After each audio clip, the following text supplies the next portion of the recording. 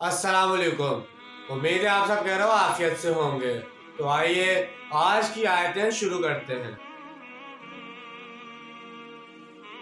बिस्मिल्लाहिर्रहमानिर्रहीम। यख्तसु बिरहमतिही मन यशा वल्लाहु ज़ुल फ़ज़्लिल अज़ीम। शुरू अल्लाह के नाम से जो बड़ा मेहरबान निहायत रहम करने वाला है। वो मुख्तस कर लेता है अपनी रहमत के लिए जिसको चाहता है, और अल्लाह बड़े फजल का मालिक है।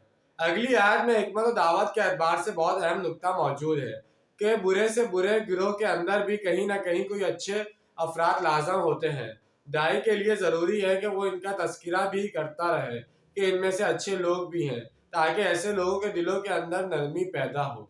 ومن أهل الكتاب من تأمنه بقنطار يؤديه إليك ومنهم من إن تأمنه بدينار لا يؤديه إليك إلى ما دمت عليه قائما ذلك بأنهم قالوا ليس علينا في الأميين سبيلا ويقولون على الله الكاذب وهم يعلمون۔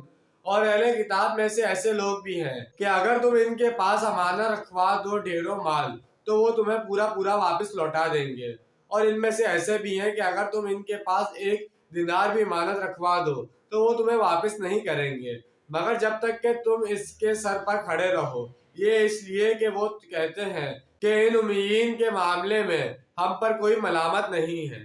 ان میں امانت دار لوگ بھی موجود ہیں، اگر تم اس کے سر پر سوار ہو جاؤ اور اس کی ادائیگی پر مجبور کر دو تب تو تمہاری امانت واپس کر دیں گے، ورنہ نہیں کریں گے۔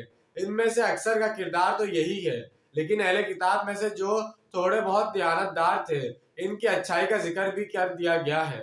بالفعل اس قسم کے کردار کے ایک حامل لوگ عیسائیوں میں تو موجود تھے، یہودیوں میں نہ ہونے کے برابر تھے، لیکن اہل کتاب کے عنوان سے ان کا ذکر مشترک طور پر کر دیا گیا۔ آگے خاص طور پر یہود کا تذکرہ ہے کہ ان میں یہ بددیانتی، بے ایمانی اور خیانت کیوں آ گئی تھی۔ یہودیوں کا یہ عقیدہ تورات میں نہیں ہے، لیکن ان کی اصل مذہبی کتاب کا درجہ تورات کی بجائے تالمود کا حاصل ہے۔ یوں سمجھیے کہ تورات تو ان کے لیے ام الکتاب ہے، جبکہ ان کی ساری شریعت، قوانین و نظم و ضبط اور عبادات کی ساری تفاصیل تالمود میں ہیں۔ اور تالمود میں یہ بات موجود ہے کہ یہودی کے لیے یہودی سے جھوٹ بولنا حرام ہے، لیکن غیر یہودی سے جیسے چاہو جھوٹ بولو۔ یہودی کے لیے کسی یہودی کا مال ہڑپ کرنا حرام ہے اور ناجائز ہے، لیکن غیر یہودی کا مال جس طرح چاہو دھوکہ، فریب اور بددیانتی سے ہڑپ کرو، ہم پر اس کا کوئی مواخذہ نہیں ہے۔ ان کے نزدیک انسانیت کا شرف صرف یہودیوں کو حاصل ہے اور غیر یہودی انسان ہے ہی نہیں۔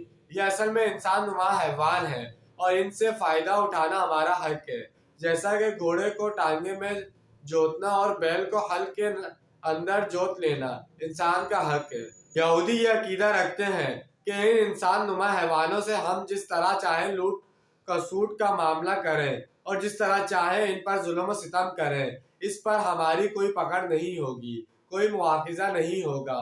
امریکہ میں اس پر ایک مووی بھی بنائی گئی تھی۔ فلم وہاں کے عیسائیوں نے بنائی ہے اور اس میں ایک شخص نے ایک یہودی کتب خانے میں جا کر وہاں ان کی کتابیں نکال کر ان کے حوالے سے یہودیوں کے نظریات کو واضح کیا ہے اور یہودیت کا اصل چہرہ دنیا کو دکھایا ہے۔ اب اسی عنوان سے کتاب بھی شائع ہو چکی ہے اور وہ جھوٹ گھڑ کر اللہ کی طرف منسوب کر رہے ہیں، حالانکہ وہ جانتے ہیں کہ اللہ نے ایسی کوئی بات نہیں فرمائی۔ تو جیسے کہ آج ہم نے 2 آیتوں کا ترجمہ اور تفسیر بیان کی ہے، تو انشاءاللہ آج کی ویڈیو آپ کو پسند آئی ہوگی۔ ملتے ہیں اگلی ویڈیو میں۔ اپنا ڈھیر سارا خیال رکھیے گا اور اپنوں سے زیادہ دوسروں کا خیال رکھیے گا۔ جب تک کے لیے اللہ حافظ، فی امان اللہ۔